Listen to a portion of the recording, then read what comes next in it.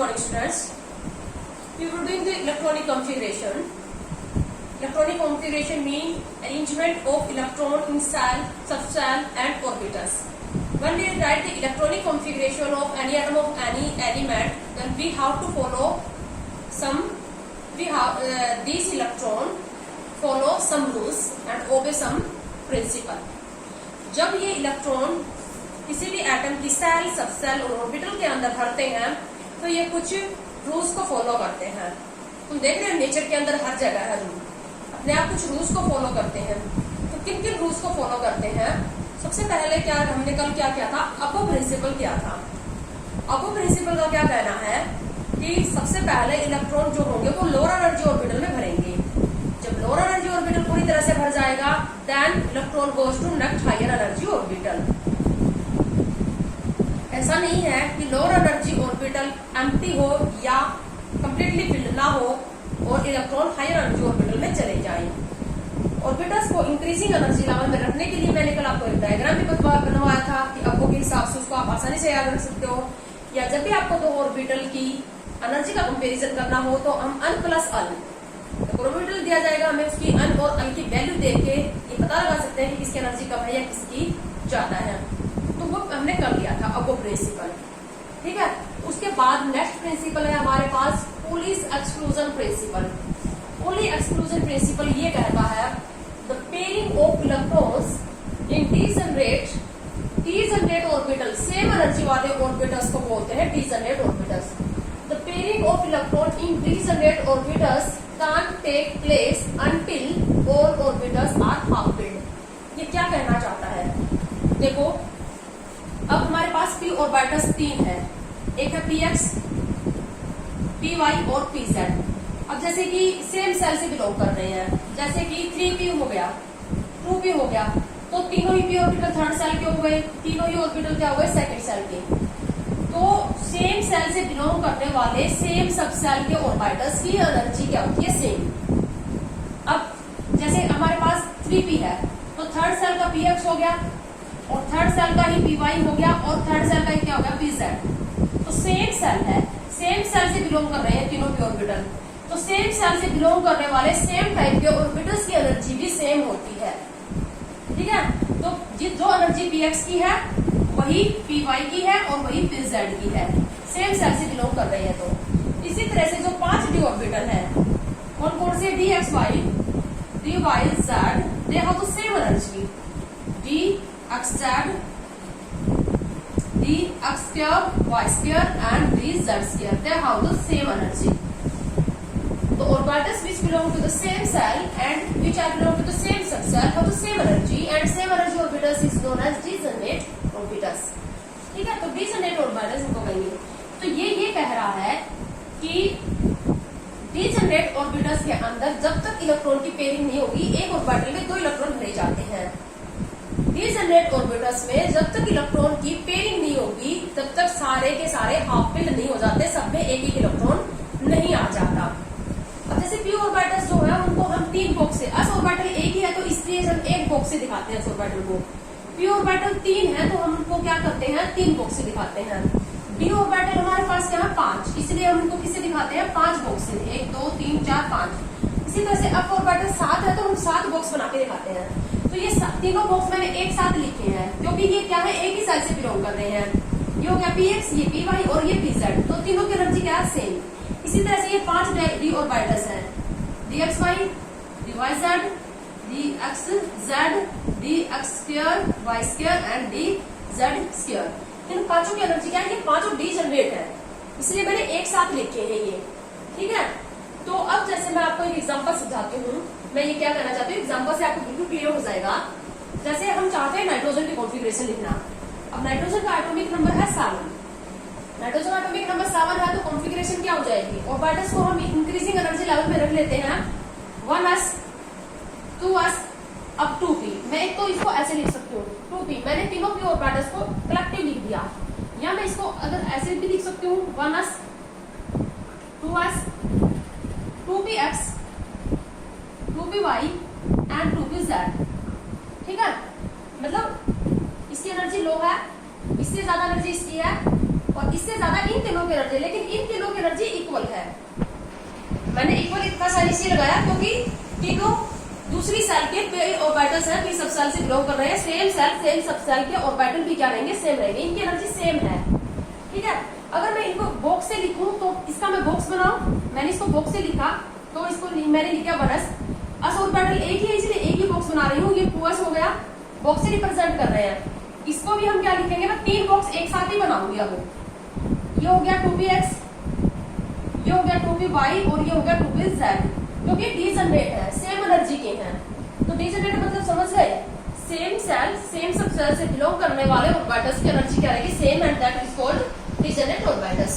अब इलेक्ट्रॉन भरने हैं 7, तो जैसे यहाँ पर भरे तो फर्स्ट सेल के ऑर्बिटल की एनर्जी सबसे कम है, तो अब प्रिंसिपल के अकॉर्डिंग सबसे पहले ये भरा जाएगा।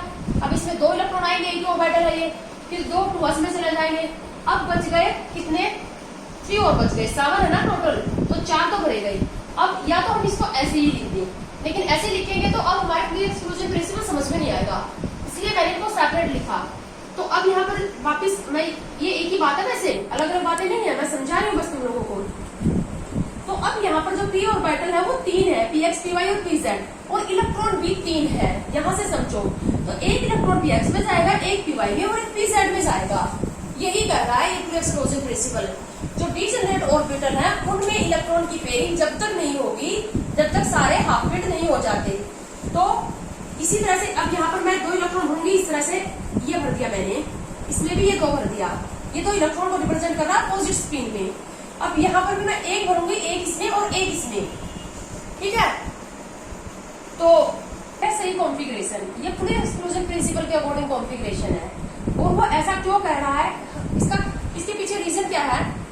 अगर हम क्या करेंगे, अगर हम ऐसे कर देते हैं कि ये इलेक्ट्रॉन जो होगा इसको पहले ही हम क्या करवा देते हैं, पेयरिंग करवा देते हैं। एक ऑर्बिटल तो एम्प्टी रह गया और एक को हमने फुल्ली फिल्ड कर दिया। अब क्या होगा, जब तक इलेक्ट्रॉन पेयरिंग नहीं करना चाहते, इलेक्ट्रॉन पेयरिंग क्यों नहीं करना चाहते, क्योंकि पेयरिंग करने से एक ऑर्बिटल में 2 इलेक्ट्रॉन आ जाएंगे और दोनों इलेक्ट्रॉन के ऊपर क्या है, नेगेटिव चार्ज, तो नेगेटिवली चार्ज पार्टिकल इकट्ठे नहीं रहना चाहते। तो जब तक इनको सेम एनर्जी ऑर्बिटल मिलेंगे तब तक वो पेयरिंग नहीं करेंगे। पेयरिंग के लिए ये अनफेवरेबल प्रोसेस है, जिससे सिस्टम की एनर्जी बढ़ेगी वो क्या होगी, नॉन स्पॉन्टेनियस प्रोसेस। तो ये अपने आप नहीं होता, ठीक है। तो अब यहाँ पर क्या हो गया, यहाँ पर ज्यादा स्टेबिलिटी, इस मैटर में इलेक्ट्रॉन ज्यादा स्टेबिलिटी फील कर रहे हैं, क्योंकि तीनों इलेक्ट्रॉन क्या है, एक ऑर्बिटल में एक ही इलेक्ट्रॉन है। तो पेयरिंग नहीं करना चाहेगा, जब तक इसको सेम एनर्जी ऑर्बिटल मिल रहे हैं तब तक वो पेयरिंग नहीं करेंगे, ठीक है। तो यहाँ क्या है, सिस्टम की एनर्जी यानी कि एटम की एनर्जी सबसे कम है। तो अगर हम इसको ऐसे लिख देते, इसी तरह से ऑब्जेक्टिव क्वेश्चन बन जाते हैं। अगर हम इसको ऐसे लिख देते,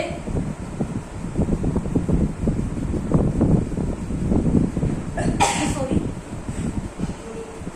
तो ये रॉन्ग हो जाती है ना ये कॉन्फ़िगरेशन, और तुमसे ये पूछ लिया जाएगा कि ये किस प्रिंसिपल के अगेंस्ट है, ये कॉन्फ़िगरेशन ये किस प्रिंसिपल के अगेंस्ट, अबो प्रिंसिपल के अगेंस्ट है, या पूरे एक्सक्लूजन प्रिंसिपल के अगेंस्ट है, या हुक्स रूल ऑफ मैक्सिमम मल्टीप्लिसिटी के अगेंस्ट है। तो आपको ये बात याद रखनी है कि किस प्रिंसिपल ने क्या बात बोली है, ठीक है। So this configuration is wrong and it is against to Pauli exclusion principle. तो 2 प्रिंसिपल हमने कर लिए, इन तीनों प्रिंसिपल को ही ध्यान में रख के हम क्या कर सकते हैं, बाकी सभी एलिमेंट्स के एटम की कॉन्फ़िगरेशन लिखेंगे। एक और एग्जांपल करवा देती हूँ, पूरी एक्सक्लूजन प्रिंसिपल आपका क्लियर हो जाएगा। अब जैसे हमें कॉन्फ़िगरेशन लिखनी है, ऑक्सीजन सल्फर की कॉन्फ़िगरेशन ले लेते हैं। अब सल्फर का एटॉमिक नंबर 16, तो क्या हो जाएगा, पहले हम ऑर्बिटल्स को इंक्रीजिंग एनर्जी लेवल में रख लेते हैं। सबसे पहले 1s, फिर आ जाएगा दूसरी सेल का s ऑर्बिटल, फिर दूसरी सेल का p ऑर्बिटल, और ये कितने हैं, दूसरी सेल के p ऑर्बिटल, ये 2px, 2py, 2pz, और उसके बाद आ जाएगा थर्ड सेल का s ऑर्बिटल, फिर थर्ड सेल के p orbital, 3px, 3py and 3pz, ठीक है। इस तरह से ये इक्वल एनर्जी के हैं, इसलिए मैं यहाँ पर इक्वल लगा देती हूँ। वैसे हम इसको जब रनिंग में कॉन्फ़िगरेशन लिखते हैं तब हम इसको अकेला कलेक्टिव करके लिख लेंगे 2p, और इसको हम लिख लेंगे 3p, बट अभी हम इस प्रिंसिपल को समझ रहे हैं। तो अब 16 इलेक्ट्रॉन हमें भरने हैं, तो 2 इसमें भर दिए, अब 2 इसमें भर दिए, इसमें कितने आ जाएंगे, 2 2 एंड 2, एक ऑर्बिटल में 2 आ जाएंगे ना, तो यहाँ पर हो गए हमारे 10 कंप्लीट। 12, कितने बच गए? अब हमारे पास 4 बच गए। अब जो 4 बच गए वो क्या होंगे? पहले एक एक भरेंगे, तो इसमें एक एक भर जाएंगे। अब एक और बच गया, तो वो एक और जो हो वो किसी में भी शो कर सकते हो तुम, क्योंकि ये तीनों ही इक्वल एनर्जी के हैं। बट ट्रेंड ये कहता है कि पीएक्स पहले आता है, इसलिए हम ये कर देंगे कि इसमें 2 भर देते हैं, इनमें एक एक भर देते हैं। लेकिन अगर ऐसा कर दिया जाए कि इसमें 2 और इसमें एक एक, तो भी रॉन्ग नहीं होगा, क्योंकि ये तीनों ही डीजनरेट हैं, इक्वल एनर्जी के हैं। तो किसी में भी 2 आ जाएंगे और किसी में भी एक एक आ जाएगा। ठीक है, तो इस तरह से ये था हमारे पास क्लियर सोल्यूशन प्रिंसिपल। अब एक प्रिंसिपल और रह गया हमारे पास, Hund's rule of maximum multiplicity. Next principle है हमारे पास Hund's rule of maximum multiplicity. Hund's rule of maximum multiplicity का क्या कहना है? ये कह रहा है one orbitals maximum contain 2 electron which are in opposite spin। मैंने आपको बताया है कि एक ऑर्बिटल में मैक्सिमम 2 ही इलेक्ट्रॉन आएंगे। ये कह रहा है कि एक ऑर्बिटल मैक्सिमम 2 ही इलेक्ट्रॉन रखेगा और दोनों इलेक्ट्रॉन की स्पिन अपोजिट होगी। एक ऑर्बिटल में जो 2 इलेक्ट्रॉन होंगे उनकी दोनों की स्पिन अपोजिट होगी। वो कोई एक अगर क्लॉकवाइज डायरेक्शन में मूव कर रहा होगा तो एक एंटी क्लॉकवाइज डायरेक्शन में मूव कर रहा होगा।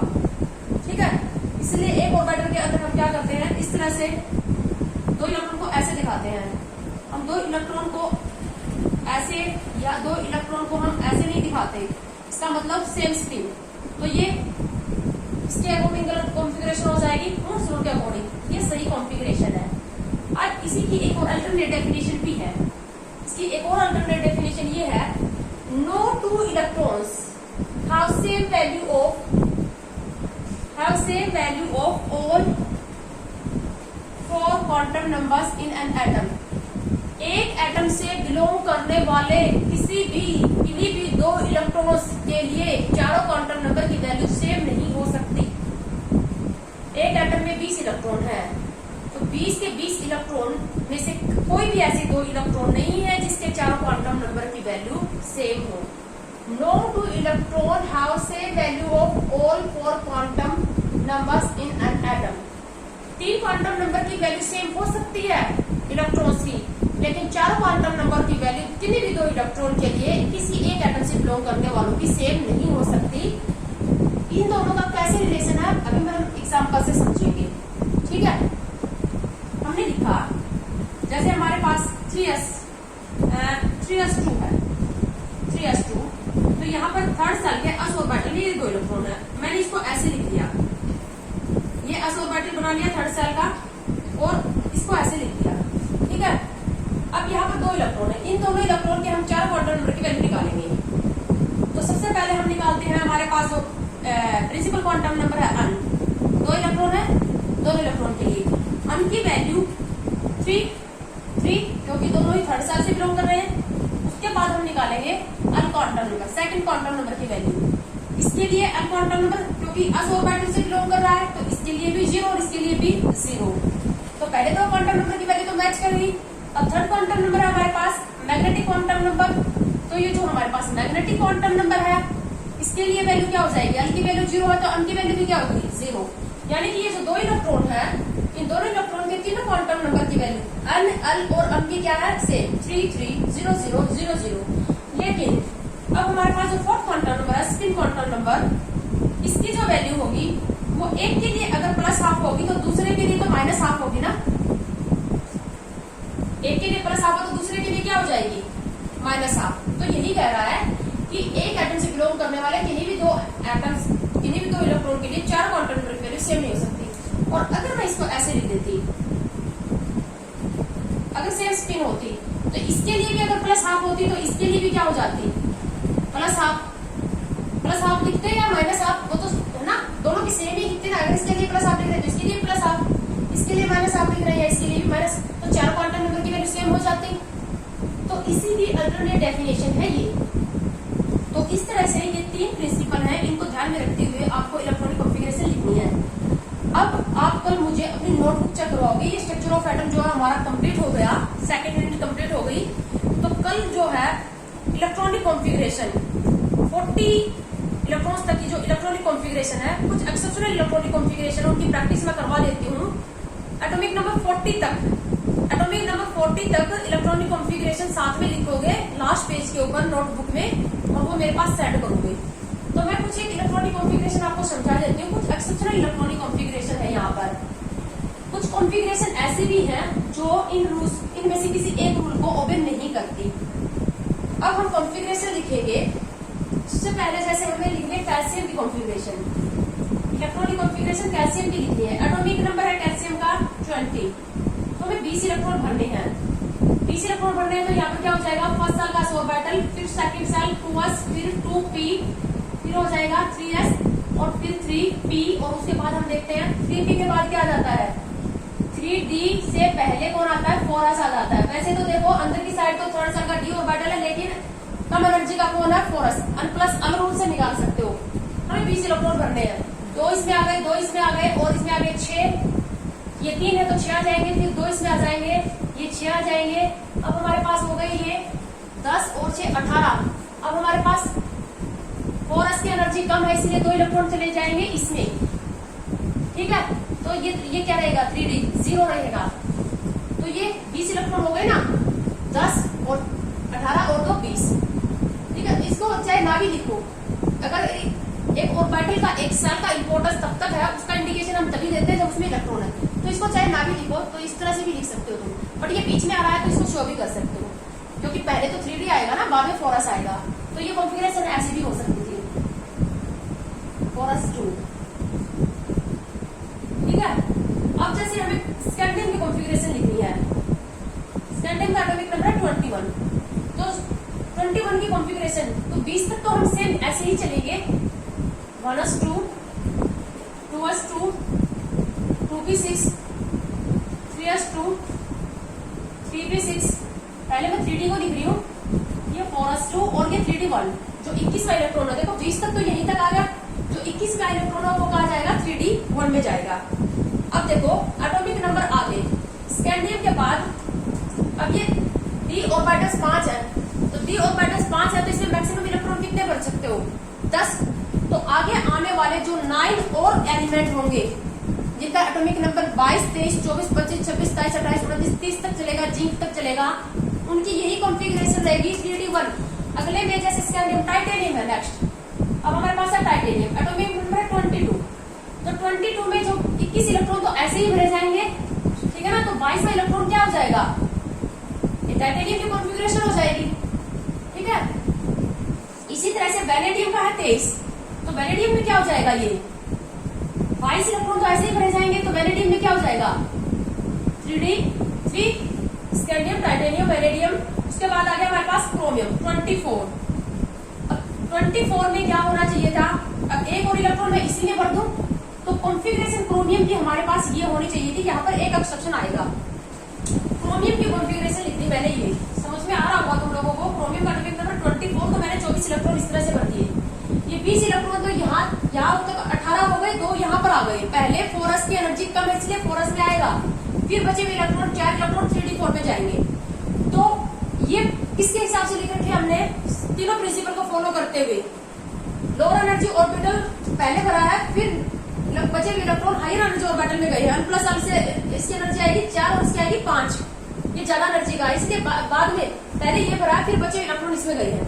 तो ये, लेकिन क्रोमियम की जो एक्चुअल कॉन्फ़िगरेशन है क्रोमियम की, वो क्या होगी, एक्चुअल कॉन्फ़िगरेशन ये बाकी तो रहेगी सेम, ये तो सेम रहेगी। वीडियो लंबी पड़ रही है इसलिए मैं रिपीट नहीं कर रही। ये हो जाएगी कॉन्फ़िगरेशन 3d5 4s1। ये कॉन्फ़िगरेशन मिलेगी। एक्सेप्शन है क्रोमियम की कॉन्फ़िगरेशन में, होनी तो यही चाहिए थी रूल के हिसाब से। पहले लोअर एनर्जी ऑर्बिटल 4 सेल का और ऑर्बिटल लोअर एनर्जी का है, इसीलिए ये पूरी तरह से भरेगा। इसमें 2 इलेक्ट्रॉन आएंगे, फिर बचे हुए 4 इलेक्ट्रॉन 3d में जाएंगे। बट हो जाएगा ये तो सेम निकलोगे ना यहाँ तक 3p6 तक। तो हो गया क्या कि लोअर एनर्जी ऑर्बिटल को इनकम्प्लीटली फील्ड छोड़कर इलेक्ट्रॉन कहाँ चला गया, हायर एनर्जी ऑर्बिटल में चला गया। तो ये जो कॉन्फ़िगरेशन है ये अबो प्रिंसिपल के हिसाब से तो नहीं है। अबो प्रिंसिपल तो क्या कहता है, पहले लोअर एनर्जी ऑर्बिटल पूरी तरह से भरेगा, फिर हायर एनर्जी में जाएगा। बट यहाँ पर हो गया क्या, लोअर एनर्जी ऑर्बिटल को छोड़कर इलेक्ट्रॉन हायर एनर्जी ऑर्बिटल में चला गया।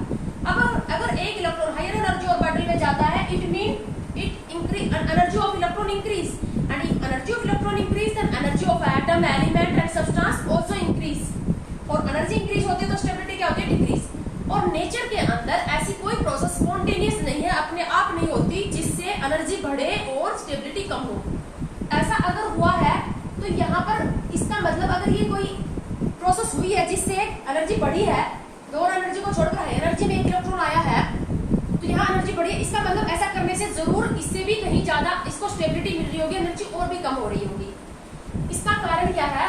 Half filled stability. अब तुम बार बार देखोगे हाफ फील्ड कॉन्फ़िगरेशन और फुल्ली फील्ड कॉन्फ़िगरेशन, ये क्या मैटर है? Half filled configuration, half filled configuration, हर कोई एलिमेंट का एटम अपनी कॉन्फ़िगरेशन को हाफ फील्ड और फुल्ली फील्ड करना चाहता है। हाफ फील्ड और फुल्ली फील्ड कॉन्फ़िगरेशन स्टेबल होती है। हाफ फील्ड कॉन्फ़िगरेशन का क्या मतलब? यहाँ पर देखो डी ऑर्बिटल है 5, डी ऑर्बिटल 5 है, 1 2 3 4 5, 1 2 3 4 5। अगर मैं ये कॉन्फ़िगरेशन लिखती हूँ तो ये डी ऑर्बिटल है 5 और इलेक्ट्रॉन है 4, तो ये तो मैंने भर दिया 3d4 के हिसाब से। अगर मैं इसको इसके हिसाब से लिखती हूँ 1 2 3 4 5, तो हर डी ऑर्बिटल में क्या हो जाएगा? एक इलेक्ट्रॉन चला जाएगा। डी ऑर्बिटल्स में टोटल इलेक्ट्रॉन आ सकते थे 10, आए हुए कितने हैं? 5। तो हाफ फील्ड कॉन्फ़िगरेशन कहेंगे ना इसको। एक ऑर्बिटल मतलब टोटल इलेक्ट्रॉन जो डी ऑर्बिटल 5 है, तो मैक्सिमम इलेक्ट्रॉन अगर ये 10 तो रखते, अगर ये 10 के 10 हो जाते हैं, 3d10 हो जाता, तो उसको हम बोलते हैं फुल्ली फील्ड कॉन्फ़िगरेशन। और d5 हो गया तो इसको क्या कहेंगे हम? Half filled configuration. अब यहाँ क्या, यहाँ 3d4 के पास हाफ फील्ड कॉन्फ़िगरेशन है, यहाँ तो नहीं है हाफ फील्ड, यानी कि सारे ऑर्बिटल आधे नहीं भरे ना, 5 में से 4 ही भरे हैं। तो हाफ फील्ड कॉन्फ़िगरेशन जो होती है वो, और फुल्ली फील्ड जो कॉन्फ़िगरेशन होती है वो स्टेबल होती है। फुल्ली फील्ड कॉन्फ़िगरेशन का क्या मतलब? अगर d10 हो जाता, 1 2 3 4 5, अगर ये d10 हो जाता तो ये फुल्ली फील्ड कॉन्फ़िगरेशन कहलाती। और हाफ फील्ड ये है हाफ फील्ड और ये है fully filled. And half filled and fully filled configuration are stable. Half filled और फुल्ली फील्ड कॉन्फ़िगरेशन स्टेबल होती है ड्यू टू सिमेट्री। तुम देखो इसमें और इसमें देखो, ये अनसिमेट्रिकल है, मतलब 4 तो आधे आधे भरे हुए हैं और एक आधे पड़ा है, तो कोई सिमेट्री नहीं है। बट ये सिमेट्रिकल है ना, सब में एक एक भरा हुआ है, और सिमेट्री सिस्टम को स्टेबिलिटी देती है। तो हाफ फील्ड और फुल्ली फील्ड कॉन्फ़िगरेशन स्टेबल होने का कारण क्या है? Half filled and fully filled configuration are symmetrical. Due to symmetry they are stable. Everyone have a tendency to achieve the half filled and full filled configuration. हर कोई क्या चाहता है? अपनी कॉन्फ़िगरेशन को हाफ फील्ड और फुल फील्ड करना चाहता है। तो अब क्या हुआ? क्रोमियम में एक इलेक्ट्रॉन फोरस से निकलकर 3d में आ गया। फोरस से निकलकर 3d में आया तो उसकी एनर्जी तो बढ़ी है, क्योंकि 3d की एनर्जी ज्यादा है, तो एनर्जी ज्यादा बढ़ी। लेकिन यहाँ पर ऐसा करने से उसको हाफ फील्ड स्टेबिलिटी मिली ना, और हाफ फील्ड स्टेबिलिटी से उसको ज्यादा स्टेबिलिटी मिली, जितनी स्टेबिलिटी उसकी कम नहीं उससे ज्यादा उसको मिल गई। इसलिए बट ये कॉन्फ़िगरेशन अगेंस्ट डबल प्रिंसिपल है। ठीक यही मैटर किसका चलेगा? कॉपर का चलेगा। अब कॉपर की एटॉमिक नंबर है, पूछी जाएगी बेटा ये कॉन्फ़िगरेशन। कॉपर का एटॉमिक नंबर है 29, तो 29 है, तो यहाँ पे कॉन्फ़िगरेशन हो जाएगी 1s2 2s2 2p6 3s2 3p6 3d and 4s2, और ये होगा 3d9। ये हो गए 20 इलेक्ट्रॉन यहाँ तक, और 9 जो इलेक्ट्रॉन बचे 29 है, तो वहां आ गई। बट कॉपर की वास्तव में ये कॉन्फ़िगरेशन नहीं है। कॉपर की वास्तव में जो कॉन्फ़िगरेशन है वो है 3d10 4s1, जो कि अगेंस्ट डबल प्रिंसिपल है। ठीक यहाँ पर भी क्या हुआ? एक इलेक्ट्रॉन 4s से निकलकर कहा गया 3d में, क्योंकि ऐसा करने से इसके पास क्या होगी? Fully filled configuration. D orbitals 5 है और 10 इलेक्ट्रॉन, सारे के सारे डी ऑर्बिटल्स क्या हो गए? Completely filled. तो ऐसा करने से क्या होगा? इसको एक stable half fully filled configuration मिल गई। ठीक है, तो एक्चुअल कॉन्फ़िगरेशन क्या होगी? ये सारा सेम रहेगा, इसको सेम लिख लोगे एज इट इज, और ये कॉन्फ़िगरेशन रहेगी। तो इस तरह से, और जिंक का एटॉमिक नंबर हो जाएगा कितना? 30। तो 30 की कॉन्फ़िगरेशन क्या हो जाएगी यहाँ पर? 3d10 4s2। तो आपको चलो जिंक तक की कॉन्फ़िगरेशन लिख लेना, एटॉमिक नंबर 30 तक की कॉन्फ़िगरेशन आप लिख लेना। ठीक है, तो आज इस वीडियो में हम